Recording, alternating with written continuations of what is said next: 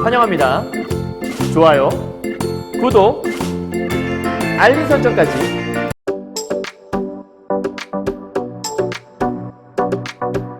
안녕하세요. 경화여고 3학년 학생 여러분, 그리고 전국에서 2023 수능을 준비하시는 학생 여러분 만나서 반갑습니다. 선생님은 세계 최강 국어쌤 조인수 선생님입니다. 자, 오늘은요, 우리 지난 시간에 이규보의 국선생전이라고 하는 가전체 문학을 배웠거든요.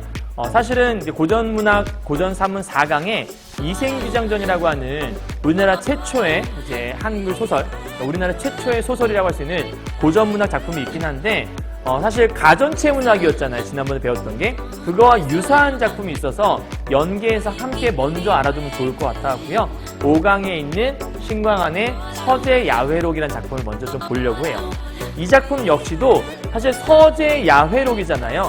서재는 서재, 말 그대로 책이 있는 그런 책, 서재. 그 야회는 밤에 모였다라는 얘기거든. 그러니까 서재 야회록의 뜻이 뭐냐면 서재에 밤에 모여서 얘기하는 것, 그 기록들. 그러니까 서재에서 모여서 누가 얘기했을까? 그게 궁금해야 되는 거고요. 사실 이 안에는 여러분이 이제 문방사호라고 하는데 붓, 벼루, 먹, 그다음에 종이라고 하는 우리가 옛날 선비들이 글씨를 쓸 때 사용했던 그 4가지 도구들이 있어요. 걔네들을 의인화해서 해놓은 작품이거든요. 그래서 지난번에 봤던 그 술 의인화했던 국선생전하고도 약간 좀 비슷한 면모가 있어요. 그런 면에서 함께 참고해보시면 좋을 것 같아요. 자, 먼저 서재 야회록의 이야기 구조를 이해하시고 작품을 보시면 좋아요. 할까요? 일단 4사람의 이야기, 이 4사람은 아까 얘기했지만 문방사호를 의인화해 놓은 4사람인데 그 4사람의 이야기를 처음 시작할 때 사부라고 하는 선비예요. 그 사부가 그 이야기를 듣게 돼요. 나 여기 혼자 있는 곳인데 어디서 사람 소리가 들리는 거지? 근데 봤더니 4사람이 얘기를 하고 있는 거예요. 그 사람들 얘기를 잘 들어보게 돼요. 자, 다 듣고 나서 선비와 4사람이 서로 소개를 하게 돼. 그러니까 그들이 얘기를 막 하는 걸 보고서 선비가 그들 앞에 짠 나타나갖고 서로 얘기를 나누게 되는 거예요. 주로 뭐 하냐면 시집기를 통해서 자기의 생각을 표현하게 되는 부분이 나와요. 이렇게 막 얘기를 하다 보니까 이 4사람이 자기를 버리지 말아달라고 막 얘기하면서 자기들이 뭐 이제 붓과 먹이란 약간 이런 뉘앙스를 좀 주게 돼요. 그래서 결국 이 4사람이 우리를 버리지 말아주십시오라고 당부를 하게 돼요. 그러니까 지금 이 사부 입장에선 얘네들이 붓과 먹과 벼루 이런 거인 것 같긴 한데 나를 버리지 말아달라고 하니까 야, 이게 꿈인가? 뭐 이런 생각을 하게 되겠죠. 자, 그리고 나서 이 선비가 문방사호의 상태를 꿈에서 깨어서 확인을 하거든요. 근데 실제로는 꿈에서 깬 게 아니라 잠을 안 잤다고 해요. 그러니까 이게 뭐냐면 재밌는 게 이 작품은 분명히 꿈에서 본 것 같은데 꿈이 아니라고 얘기를 하는 좀 독특한 그런 구조로 되어 있다는 거죠. 그래서 이 작품을 또 여러분이 뭘 알아야 되는 거냐면 중요한 포인트가 여기다 좀 쓸까요? 이 작품은 전기적 요소가 있어요. 그러니까 되게 기이한, 비현실적인 이야기라는 뜻이죠. 그래서 비현실적인 이야기가 담겨 있는데 그럼 전기적 요소라고 얘기했으니까 사실 이 작품은 전기성을 지닌 작품을 봐야 되는 거잖아. 근데 그렇지가 않은 거야.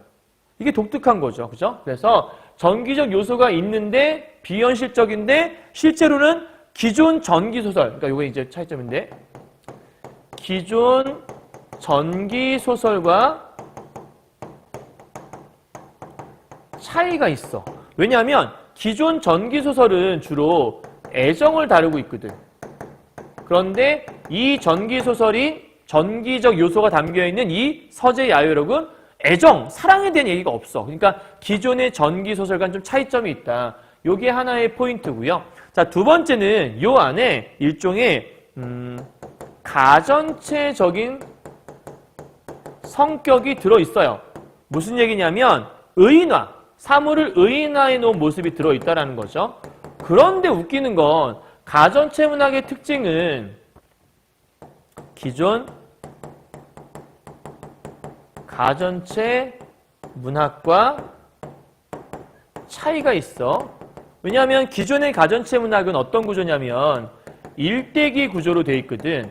그러니까 얘가 태어나서 죽기까지의 과정. 그런데 그런 게 이 작품엔 또 없어. 그러니까 가전체 문학은 또 아니야. 신기한 거지. 전기적 요소가 있어? 그럼 전기소설이구나. 아니, 전기문학 아니야. 오? 가전체적인 성격이 있어. 사물을 의인화했으니까. 그럼 가전체 문학이네. 아니, 근데 일생이 적혀 있지 않아. 오? 이게 되는 거예요. 마지막 하나는 뭐냐면 이게 목유록적인 성격이 있어. 목유록적인 특징이 있어요. 그게 무슨 얘기냐면 꿈과 관련된 이야기라는 뜻이에요. 근데 이 작품은 중요한 게 기존 목유록과 차이가 있어요.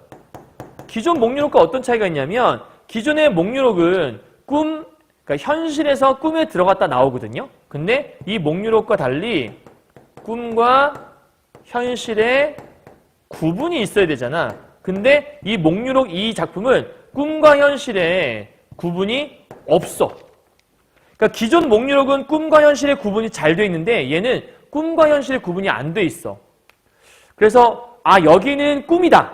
여기는 현실이다. 이게 있어야 되는데 그게 없단 말이에요. 그래서 이 작품은 크게 세 가지 특징이 있는데 전기적 요소는 있으나 전기문학은 아니다. 가전체적인 성격은 있으나 가전체 문학은 아니다.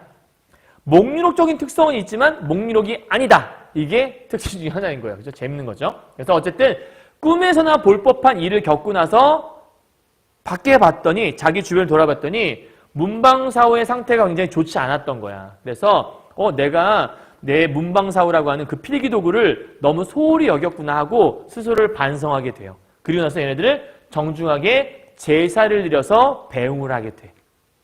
오케이? 자, 여기까지가 여러분 책에 있는 내용이고요. 요 밑에 있는 이 네 사람이 다시 꿈에 나타나서 이제 더 이상 나타나지 않을 거라 얘기를 하고 이 선비를 축복해주고 떠나거든. 그 장면은 우리 책에 없어요. 하지만 전체 이야기 구조는 알아둬야 되기 때문에 이렇게 설명을 한 겁니다. 이해하셨죠? 자, 그렇다면 이 작품 통해서 여러분이 알아야 될 거 문방사후 얘기했으니까 문방사후 정리를 한번 해보죠. 사실은 의인화된 게 많아서 요 안에 보면 까만 비단 옷, 벗은 모자, 흰 옷, 검은 옷이라고 하는 요 4명의 인물들이 나와요.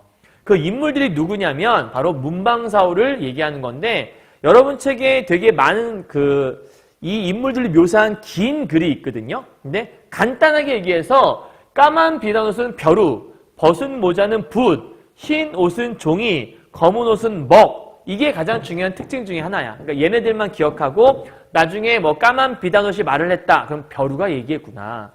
검은 옷이 말을 했다. 먹이 얘기했구나. 이렇게 보시면 돼요.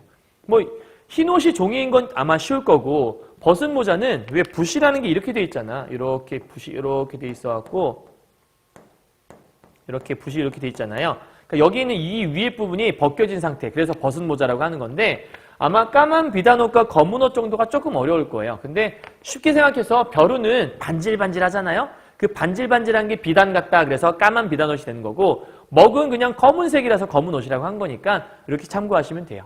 자, 그러면 이 작품 통해서 여러분이 꼭 알고 이게 핵심이다 싶은 거 선생님이 이렇게 정리를 해봤어요. 핵심 포인트입니다. 문방사후를 의인화한 작품이 바로 서재야이록이다. 근데 의인화했으니까 가전체 문학인가? 그건 아니라고 설명했어요. 그죠? 다음. 전기적 요소는 있지만 애정 요소가 없기 때문에 여기 써있네요. 기존 전기소설과 다르다. 가전체 문학적인 요소는 있다. 이게 무슨 얘기인지 다 이해하시죠? 전기적 요소가 있다는 얘기는 비현실적인 요소가 들어있다. 하지만 애정 요소가 없기 때문에 기존 전기 문학과는 차이가 있어요. 가전체 문학의 요소가 있다. 왜? 사물을 의인화한 거니까. 그런데 일대기 구조가 써있지 않기 때문에 가전체 문학은 아니다. 그 다음 목유록적 요소가 있다. 왜? 꿈과 관련된 이야기인 것처럼 보이니까. 그런데 얘가 나는 잠을 안 잤다는 거야. 꿈을 꾼 게 아니라는 거야. 근데 누가 봐도 꿈에서나 일어날 법한 일인 거야. 그러니까 꿈과 현실의 경계가 모호해서 목유록은 꿈, 현실 이게 구분이 돼야 되는데 안 되네? 그럼 목유록이 아니네. 이 세 가지가 좀 중요한 거고 올해 EBS 교재 보기에 이게 잘 적혀 있어요. 마지막 아끼는 사물을 대하는 태도를 어떻게 할 것인지에 대해서 마지막 마무리하는 게 이 작품이라고 보시면 됩니다. 이 5가지를 머리에 둔 상태에서 본문을 정리하셔야 돼요. 자, 지금부터 함께 본문을 가보도록 하죠. 한 사부가 있었다라고 얘기해요. 이 사부는 사부, 제자 이럴 때 사부가 아니고요. 가운데 대자를 집어넣으시면 4대부다라고 하는 거고요. 저 뒤쪽 가게 되면 이제 선비라고 지칭을 하게 돼요. 맞죠? 한 4대부가 있었다. 성명은 생략하고 적지 않는다. 그게 중요하진 않은가 봐요. 옛것을 좋아하고 시리에 차 있었으며 세상으로부터 배척당했다. 누가요? 바로 이 선비가요. 그죠? 이 사부라고 하는 이 선비가 세상으로부터 배척당했던 존재래요. 그러니까 이 사람은 아마도 세상, 속세라는 곳에 적응을 잘 못했던 사람인가 봐요. 그러니까 지금 옛것을 좋아하고 품은 뜻은 크고 밝았고 오직 책만 좋아하는 이거는 이 사부라고 하는 선비라고 그냥 할게요. 이 선비의 어떤 특징? 이라고 볼 수 있을 것 같고요. 세상으로부터 배척당하고 가세가 기울었다는 얘기는 가난했다는 뜻이에요. 되게 가난했었고 문을 닫아 걸고 밖으로 안 나가. 이런 걸 우리가 두문불출한다고 하죠. 이러한 모습 1, 2, 3 이 세 가지는 현재 있는 이 선비가 처해 있는 선비의 상황을 보여주는 거구나. 그러니까 지금 이렇게 해서 하나, 둘, 세 줄에서 선비의 상황과 선비의 특징이 잘 써 있다고 볼 수 있겠네요. 그러니까 이 사람은 지금 밖으로 나가지 않고 아마 혼자만 있는 사람 같아. 사람들도 안 만나. 이웃집도 그 얼굴 보지 못한 지가 벌써 몇 년 되었대. 대단한 존재네. 세월이 대황락이 든 해 한가위를 이틀 앞둔. 한가위라는 건 가을이잖아. 이건 가을이란 얘기네. 산비가 개고 나니 밤 기운이. 그러면 밤 나오고 한가위 나오는 거 보니까 얘네들은 전부 다 시간적인 배경을 보여주고 있구나. 한마디로 얘기해서 가을 달 밤인가 봐요. 그죠? 가을에 달뜬 밤. 기운이 깨끗하고 고요했다. 자, 보통 뭔가 신비로운 일이 일어나려면 낮에 일어나진 않아요. 그래서 밤이라는 그 시간대를 설정한 것 같아요. 고요했다. 먼 하늘이 맑았고 은하수가 흐르고 있었죠. 밝은 달이 빛나고 맑은 이슬이 영롱해서 뭔가 신비로운 일이 일어날 법한 가을날의 운치 있는 모습인 것 같아. 송옥이 이런 가을을 슬퍼하던 송옥은 시인이거든요. 이 송옥이라는 사람이 선생님이 알기로는 송옥은 초나라의 시인이고요. 사람은 초나라의 시인. 그리고 이백은 여러분 이태백이니까 되게 유명한 사람이잖아요. 이 사람은 당나라의 시인이죠. 그러니까 송옥은 보통 시를 쓸 때 어떤 가을에 대해서 얘기할 때 어떤 그 애상감, 슬픔 이런 걸 노래했거든. 가을에 쓸쓸함을 노래했던 사람이 이 초나라 시인이었던 송옥이었던 거고, 이백은 달밤의 정취를 노래했던 사람이야. 뭔가 달을 즐기는 흥겨운 정취를 노래했던 사람이 이백이거든. 그러면 송옥과 이백의 이야기를 가져왔다는 얘기는 무슨 얘기냐면 이 송옥과 이백에 얽힌 이야기를 예로 들어 설명한 거잖아요. 이 선비가 송옥이 이렇게 하고 이백이 이렇게 한 그런 느낌이 들었다라는 거거든. 그러니까 실제로 송옥과 이백을 이 사람이 만난 건 아니죠. 송옥이 슬퍼하던 뜻이 지금 생각이 나고 이백이 달을 즐기는 흥취가 은근히 일어났다. 그러니까 그들의 어떤 그 마음을 내가 이해할 수 있을 것 같다라고 뭘 인용한 거야? 고사를 인용해서 그들이 느꼈던 바를 나도 느끼고 있다라고 지금 설명하는 거죠. 그래서 송옥과 이백의 예를 통해서 그 가을밤의 정취, 그 밤에 느껴지는 정취 혹은 풍경 이런 것들을 묘사하고 있다. 이렇게 보시면 될 것 같아요. 아시겠죠? 자, 그리고 나서 서당을 걸어 나와 뜰을 거니며 혼자 뭐를 읊조렸냐면 시를 읊조린 거죠. 그 읊조린 시가 바로 요 시가 되겠네요. 쩡쩡이라고 하는 요 시가 이제 선비가 읊조린 시가 되는 거예요. 자, 쩡쩡이라고 하는 거 뭔가 쩡쩡 소리 같은 걸 얘기하는 것 같은데 시로 얘기하게 되면 음성상징어 이런 거 아닐까 싶네요. 그죠? 쩡쩡 이런 소리가 들릴 수 있으려면 시냇가 나무 찍어내는 소리뿐. 무슨 얘기예요? 이런 나무 찍어내는 소리가 쩡쩡하고 울리려면 여러분 그 지역은 시끄럽고 막 물소리가 콸콸콸콸 막 소리가 나면 그런 소리가 들리겠어요? 안 들리겠어요? 당연히 안 들리죠. 그러니까 지금 시냇가 나무 찍어낸 소리뿐 이 소리가 쩌렁쩌렁 울린다는 얘기는 굉장히 고요한 상태라는 거예요. 그러니까 적막한 상태라는 거죠. 그리고 고즈넉하다라는 얘기는 고즈넉하다는 고요 플러스 적막 요 정도의 뜻으로 알아두시면 돼요. 이러한 서재에는 이웃이 적다. 아까 얘기했잖아요. 아무도 여기에 출입한 사람이 없다고 얘기했으니까 아하, 이 사람은 사람들과 뭘 하지 않는구나? 교제를 하지 않는구나. 약을 찢노라니 옥토끼만 불쌍한 듯하고. 왜 우리가 옛날에 지금 현재 얘가 가을에 위에 달 보고 있는 상태잖아. 달에 왜 토끼가 이렇게 막 방아 찢고 있다고 하잖아요. 그런 거 상상한 것 같아요. 술잔을 멈추어도 누가 있어 달에게 물어볼 꼬. 그 얘기는 아무도 없다 이런 얘기네. 그럼 현재 지금 물어볼 꼬라고 의문형 어미를 사용했지만 사실은 물어볼 사람이 없다라는 거니까 설의법이 써 있다고 볼 수 있겠고, 어디 달한테 물어볼 꼬란 얘기는 아무도 물어볼 사람이 없어요 라고 하는 거니까 일종의 외로움, 적막감 이런 것들을 부각하고 있는 부분이 되겠네요. 설이는 우리가 강조할 때 쓰는 거니까요. 단풍나무 숲속에선 이슬방울 듣는 소리가, 이슬방울 듣는다는 것들은 듣는, 내리는 이란 뜻이야. 떨어지는. 그러면 이슬방울이 내린다는 얘기는 비 내리는 소리겠죠. 그 소리가 들리고 대목, 골목 깊고 깨끗해 먼지조차 잃지 않아요. 왜? 아무도 없으니까 먼지조차도 그러니까 누군가 움직이면 먼지가 일어나잖아. 아무도 움직이지 않으니까 먼지조차 일어나지 않는다라고 지금 설명하고 있는 거예요. 사람이 없다는 뜻이고요. 봉황색인 누각 떠나온 지 지금 몇 해런가? 여러분 참고로 봉황이라고 하는 존재는 왕을 상징할 수 있어요. 왕이 앉는 그 의자에 봉황을 새겨놓거든요. 그럼 봉황색인 누각은 궁궐을 얘기한다고 볼 수 있겠고, 임금 계신 궁궐을 떠나온 지 그 몇 해런가라는 얘기는 임금을 그리워하고 있다는 얘기했고, 미인을 어찌 만나? 지금 왕이 계시는 궁궐을 떠나온 지 몇 해런가 했으니까 이 사람이 그리워하는 건 저 미인일 텐데 저 미인을 언제 만나 뵈랴라고 했으니까 이 미인이 바로 왕을 얘기하는 거겠네요. 그죠? 그냥 시만으로 본다면 그냥 그리운 사람이라고 해석하면 되는데 봉황을 염두에 둔다면 왕으로 볼 수도 있다라는 거예요. 그러니까 여기는 지금 봉황색인 누각, 일종의 속세라고 볼 수 있어요. 여러분 주의할 게 하나 있어요. 여기서 시름 겹다고 했죠. 왜? 왕 생각에 왕을 보고 싶은데 그 그리운 사람을 못 보니까 너무 아쉽다 얘기한 거잖아. 자, 주의할 거. 나중에 혹시 문제에서 속세에 대한 미련이 남아있다. 문제집 같은데 이런 거 써있거든요. 그러니까 속세에 대한 미련이 있다라고 얘기하면 OX. 얘는 자연 속에 있어. 미련이 있을까 없을까? 이때의 속세는 누가 있는 것이냐면 임금이 계시는 속세라는 의미이기 때문에 맞다라고 얘기할 수 있어요. 그러니까 우리가 흔히 속세 얘기하면 자연과 대비해서 더러운 곳을 의미하기도 하지만 이것처럼 임금이 계시는 어떤 속세를 의미할 수도 있기 때문에 요거는 임금에 대한 그리움, 어떤 뭔가 보고 싶은 사람 이런 것들이 있는 공간을 얘기할 수도 있으니까 그걸 잘 떠올려 보시면 돼요. 결국은 이 네모친 부분은 고전 소설 사이에 삽입시가 들어간 거죠. 삽입시를 집어넣는 이유는 화자의 정서를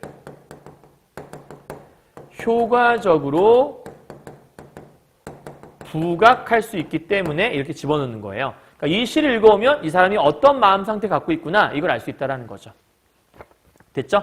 자, 여기까지는 서재 야회록의 핵심이 아니에요. 이제부터 이제 본격적으로 가는 거예요. 아무도 없는 조용한 상태예요. 자, 그런데 말을 마치고 슬피 탄식하기를 여러 차례 했어. 자, 근데 갑자기 도저히 잠을 이룰 수가 없었대. 그러니까 잠도 안 오고 혼자 있으니까 쓸쓸하고 그랬나 봐요. 근데 이게 웬일이야? 아무도 없었어. 밤도 늦었어. 인적이 없어. 근데 호련 글방을 해서 들었는데 뭔가 말하는 소리가 들리기 시작해. 얘들아, 조용하다 갑자기 말하는 소리 들리잖아? 뭔가 사건이 벌어질 것을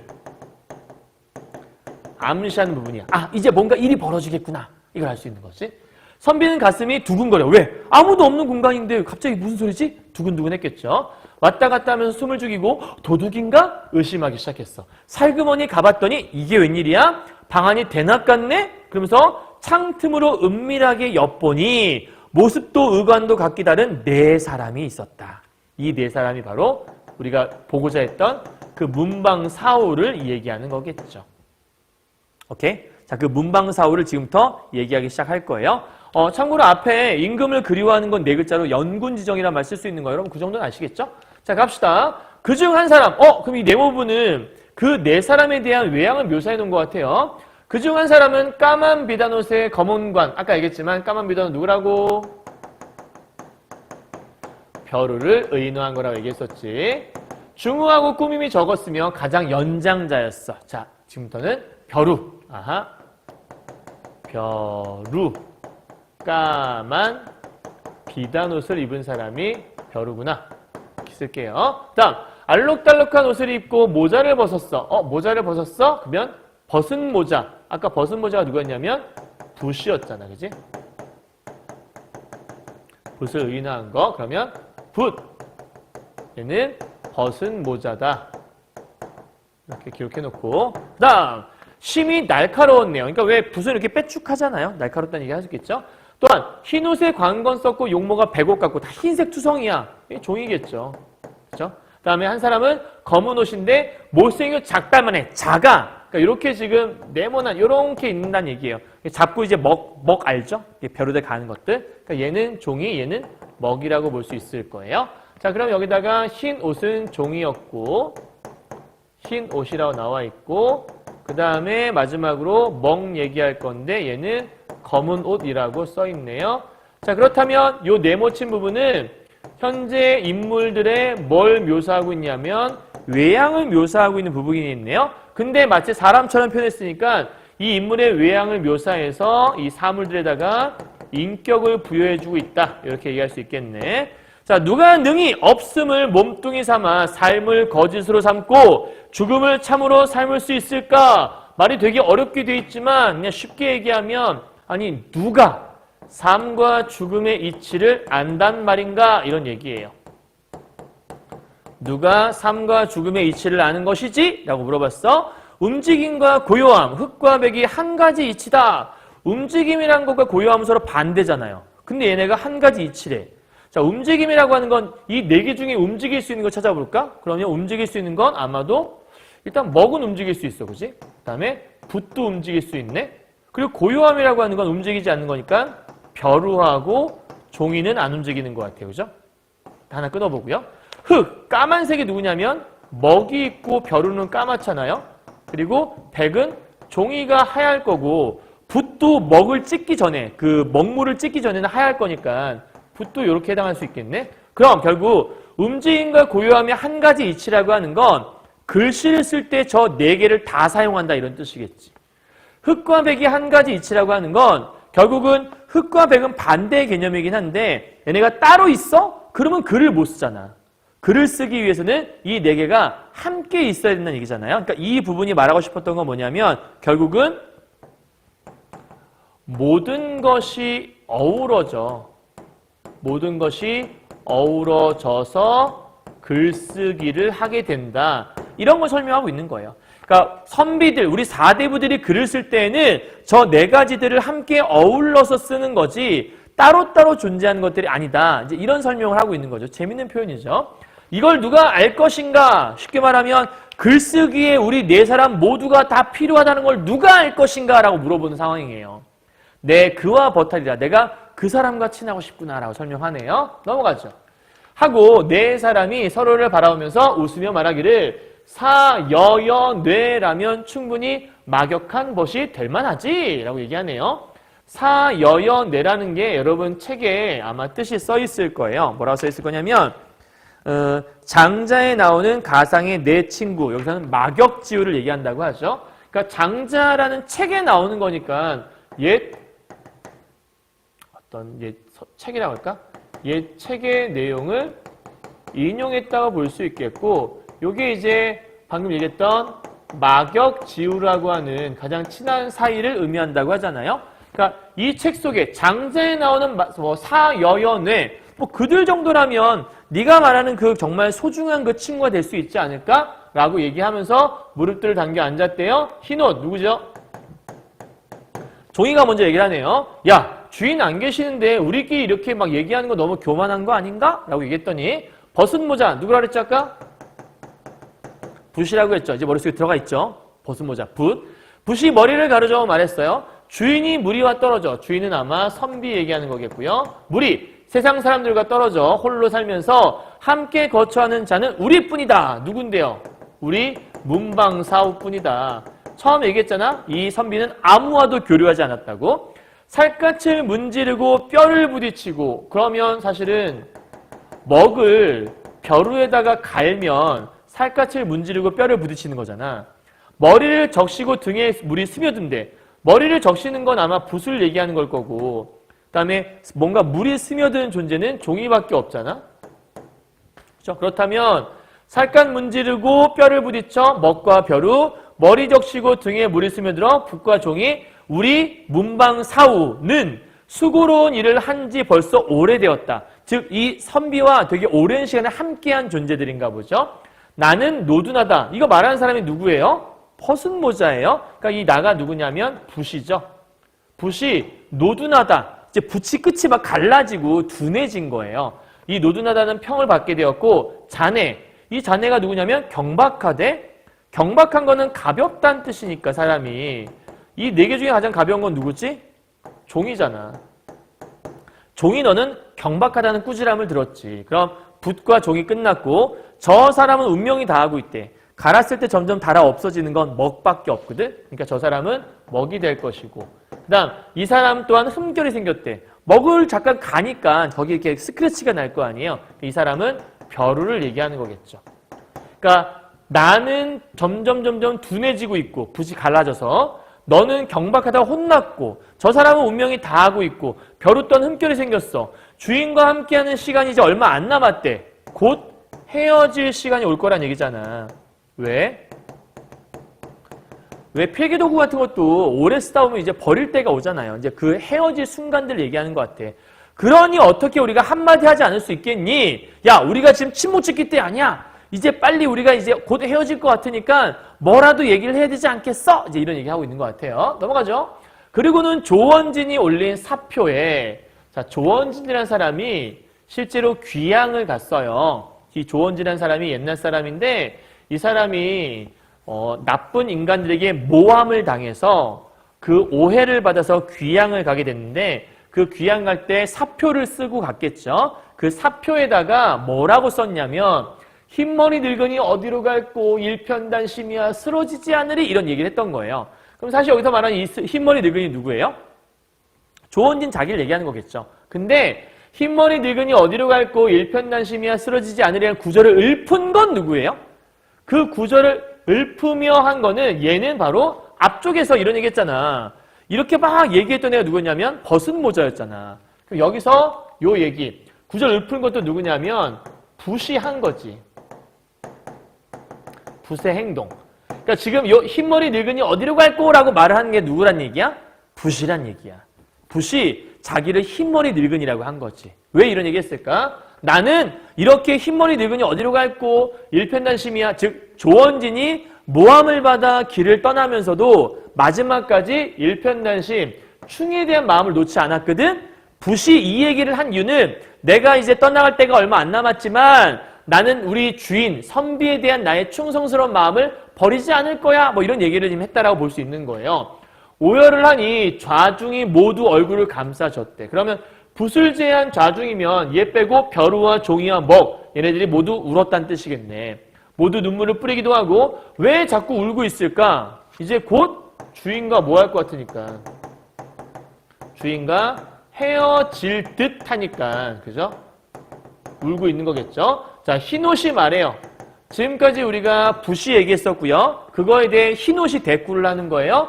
한낱 남녀간에 쓴 초나라 포로처럼 사좌에서, 포로는 뭔가 무기력한 존재를 상징하잖아. 아무것도 할 수 없이 끌려가는 거니까. 사좌, 여러분 책에 나와 있어요. 모든 사람인데 여기서는 그냥 네 사람이라고 보시면 돼요. 우리 네 사람이 무기력하게 눈물만 흘리고 있다니, 뭐 이런 거잖아. 사실 여기도 옛날 사람 이야기니까 옛날 고사를 인용했다고 볼 수 있어. 근데 얘네처럼 무기력하게 눈물만 흘리고 있으니 무엇으로 회포를 달랠 것인가? 야, 우리 이러고 있을 때 아니지 않아? 이렇게 얘기하는 거야. 우리가 이렇게 울고만 있으면 어떡해? 뭔가 행동을 해봐야지. 이런 얘기하는 것 같아. 자, 하고 벗은 모자를 희롱했대. 벗은 모자가 붓이었잖아. 그러니까 지금 현재 종이가 우리 이러고 있을 때 아니야. 빨리 우리 회포를 풀어보자. 그러면서 벗은 모자인 붓을 희롱하는 거야. 그럼 자네가 누구야? 벗은 모자인 붓이겠지. 너는 검은 머리면서 흰 머리라고 말하네? 그러니까 먹물을 찍었을 거니까 검은 머리가 됐을 거 아니야. 야, 너는 흰 머리 아니잖아. 네가 무슨 흰 머리야? 라고 말하며 속이 비었으면서, 사실 붓은 대나무로 만들었거든. 그러니까 대나무는 속이 비어 있잖아. 그러니까 너는 속이 비었으면서 네가 일편단심이라고 야 웃기고 앉아 있네 이런 얘기를 하는 거야. 그러니까 종이가 아까 이제 막 붓이 얘기한 거야. 조원진이 올린 사표에 흰머리 늙은이 어디로 갈고 일편단심이야 쓰러지지 않으리 바로 내가 그와 같은 모습으로 나도 일편단심 갖고 있다라고 얘기하니까 이 종이가 야 웃기고 앉아있는 너 머리 흰색 아니잖아. 너 속이 비어있는 너 대나무 네가 무슨 단심이야 속이 비어있으면 이런 얘기하고 있는 거야. 그러니까 일종의 희롱 놀리고 있는 거죠. 벗은 모자가 웃으며 말하는 붓이죠. 붓이 다시 대꾸를 해요. 고루하도다 구망씨는 시를 모르는구나. 이 구망씨는 종이라고 여러분 책에 나와 있죠. 종이 너는 시를 모른다. 이런 사람이 흰바탕에 색을 칠한다니. 흰바탕은 종이일 것이고요. 색을 칠하는 건 글쓰기를 얘기하는 거겠죠. 야 이런 종이가 시도 모르는 종이가 그 종이에다가 글쓰기를 한다고? 야 네가 뭘 알아? 이런 얘기 한다고 보시는 것 같아. 자 그러자 검은 옷이 까만 옷에게 눈치를 줘요. 그러니까 지금 현재 대화를 누구랑 하고 있었냐면 종이하고 붓하고 얘기를 막 하고 있었잖아. 둘이서. 그러니까 지금 얘네 둘이 얘기를 막 한 거야. 그랬더니 현재 검은 옷, 먹이죠. 이 먹이 그 얘기를 듣다가 자기도 할 말이 생긴 거지. 까만 비단옷 누구죠? 벼루라고 그랬죠? 현재 먹이 벼루한테 눈짓을 줘요. 우리 차례인가 봐. 뭐 이런 것 같아. 두 사람은 입을 닫게나 이 두 사람은 당연히 붓과 종이겠죠. 야 너희들 조용히 좀 해봐. 깎는 듯 가는 듯 쪼는 듯 문지르는 듯 이게 우리가 절차탁마라고 하는 건데 옥을 다듬는 자세를 이렇게 표현한 거야. 그래서 깎는 듯 가는 듯 쪼는 듯 문지르는 듯 이렇게 하는 사람이야말로 비로소 함께 시를 논할 만하지. 그러니까 옥을 다듬는 마음으로 자기를 갈고 닦는 존재야말로 그것이야말로 시를 논할 수 있는 사람 아니겠어? 근데 사실은 뭔가 갈고 닦고 문지르고 한 존재는 누구밖에 없냐면 먹이잖아. 그죠? 어디다가 벼루에다가 갈잖아. 그러니까 자기 얘기하는 거야. 난 갈고 닦는 그런 사람이다. 절차탁마의 마음으로 옥을 다듬는 마음으로 난 그런 사람이야. 라고 하니 까마노 벼루가 놀려. 뭐라고? 다른 산의 돌이라도 내 옥을 다듬을 수 있다. 이게 뭐냐면 다른 산의 돌이라도 내 옥을 이게 뭔 얘기냐면 타산지석에 대한 얘기인데 타산지석이 다른 산에 있는 돌, 보잘것없는 돌이 있잖아. 그러한 돌이라도 나한테 뭔가 본받을 만한 점이 있다. 그래서 그거를 본받아서 나를 갈고 닦는다 이런 뜻이거든. 그러니까 다른 산의 돌이라도 내 옥을 다듬을 수 있다. 그런 소리 내가 들어봤다. 근데 먹을 다듬는다? 야 지금 옥을 다듬는다는 말은 들었는데 너 지금 먹이잖아. 근데 너를 이렇게 다듬으면 너는 옥이 아니라 먹을 다듬는 거잖아. 근데 나는 먹을 다듬는다는 건 들어본 적이 없는데? 그랬더니 검은 옷이 먹이 뭐라 하냐면 맞다. 나 옥이 아니었지? 이렇게 얘기하는 거야. 그러니까 지금 현재 막 이제 자기들끼리 이제 약간 놀고 있는 모습인 거죠. 막 먹이 야 이렇게 갈고 닦는 옥이야말로 자기를 옥이라고 생각한 거지. 나는 옥 같은 존재이므로 나는 정말 글 논할 만한 사람 아니냐? 그랬더니 벼루가 야 너는 먹이잖아. 너 옥 아니야. 나 옥 아니었지? 하고 얘기하면서 서로들 손을 잡고 웃어요. 그러니까 함께 손을 잡고 웃는 걸 보니까 이게 진심으로 걔를 비판하거나 놀리는 게 아니라 그냥 장난삼아 놀고 있는 장면이라고 볼 수 있겠죠. 이게 이제 서로 간에 얘기하고 있는 부분이었던 거예요. 이해했죠? 자, 그러자 중략불구문이에요. 네 사람이 시를 짓는 것을 지켜보던 선비가 그들이 물괴가 사물귀신이란 뜻이거든. 그러니까 물건들이 귀신이 되어 있는 부분인 거야. 그래서 사물귀신이라는 것들을 알게 돼. 그래서 선비와 네 사람은 서로를 소개하게 되고 시를 지어 자신의 생각을 드러냈다. 이게 서로 지금 친교를 나누고 있는 상황인 거예요. 네 사람은 자신을 멀리 내버리지 말아달라고 당부를 하죠. 아까 얘기했던 그 부분이에요. 우리를 버리지 말아주십시오. 우리는 바로 그 문방사호입니다. 뭐 이렇게 얘기한 것 같아. 자, 선비가 방 안에 혼자 누웠으나 말똥말똥 잠을 이룰 수가 없었대요. 그러니까 잠을 이룰 수 없다는 얘기는 얘가 잠을 잔 게 아니다. 쉽게 말하면 꿈 꾼 게 아니야 이런 얘기잖아. 이 부분이 아까 그 얘기야. 목유록인데 그러니까 목유록적 성격이 있는데 목유록이 아닌 이유. 왜? 꿈과 현실의 경계가 모호하잖아. 그래서 해가 이미 창문을 비추고 있었다. 얘가 지금 뭔가 꿈이었다면 뭔가 선명해야 되는데 그게 아니라는 거지. 그러니까 꿈이 아닌 것 같다는 그런 느낌? 밑에 보게 되면 시동이 이상하게 여겨지기를 오늘 어제 늦게 일어나셨네요? 그랬더니 달이 너무 밝아 실을 읊조리며 정을 풀다 보니 아침에 고나게 잠이 들었다. 그러니까 밤새 그 경험했던 일들은 내가 실을 읊조리며 있던 일이니까 잠을 잔 게 아니라는 거잖아? 마찬가지 이 부분이겠네. 그치? 그러니까 잠을 잔 게 아니다. 마지막 부분이네요. 하고는 일어나 방 안에 붓, 벼루, 종이, 먹을 살펴보았어요. 그랬더니 여기 보니까 벼루가 깨져 있고 붓은 머리값이 없었고 먹은 얼마 안 남았고 종이는 이렇게 해서 보니까 종이는 장독 뚜껑 덮겠습니다 라고 했더니 선비가 그러라고 했대. 그러니까 지금 이게 뭐냐면 이 종이를 귀중하게 여기지 않은 거지. 소홀히 여긴 자세. 그러니까 장독대 덮으라고 그냥 해줬겠지. 그러니까 전반적으로 벼루와 붓과 먹과 종이를 지금 귀중하게 대한 게 아니라 지금 막 달아 없어지고 막 처참하게 지금 널브러져 있는 그런 모습이 있던 거야. 이걸 얘가 비로소야 자기의 그 귀중했던 문방사후가 어떤 상태인지를 인식하게 된 거지. 그러자 이제 모든 것이 분명하게 이해되었대. 내가 얘네들을 너무 소홀하게 생각했었구나라고 깨닫게 된 거야. 반성을 하게 된 거죠. 즉시 그 종이로 나머지 새 물건을 싸고 으슥한 곳에 묻으면서 글을 지어 제사를 지내주었대. 제사를 지내주었다는 얘기는 뭐 한 거예요? 예의를 갖추어서 얘네들을 보내준. 왜? 자기에게 소중한 물건이었던 것들이니까. 그래서 이렇게 마지막 마무리를 하고 있는 거죠. 아까 이제 어떤 내용인지 이해가겠죠? 얘가 문방사후를 꿈에서 만났던 건 결국 그 문방사후를 귀중하게 여기는 마음이 필요했는데 그러지 못했던 자신의 모습을 반성하게 되는 모습이라 생각하시면 될 것 같아요. 이해하셨죠? 자, 이제 마지막 최종 정리입니다. 주제는요, 숨어 살던 선비와 문방사후의 만남, 그리고 헤어짐을 논한 거고요. 그 다음에 기존 전기소설과 가전체 문학, 목록과 차이점이 있다는 건 얘기했죠. 다음 고사 인용하고 옛 인물의 말을 인용한 거 아까 설명했었어요, 중간에요. 요게 중요한데, 이 작품은 뚜렷한 갈등 구조, 즉 누가 싸우는 사람이 별로 없어요. 아까 희롱도 진짜 서로 비판하는 게 아니라 장난스러운 말장난이었잖아요.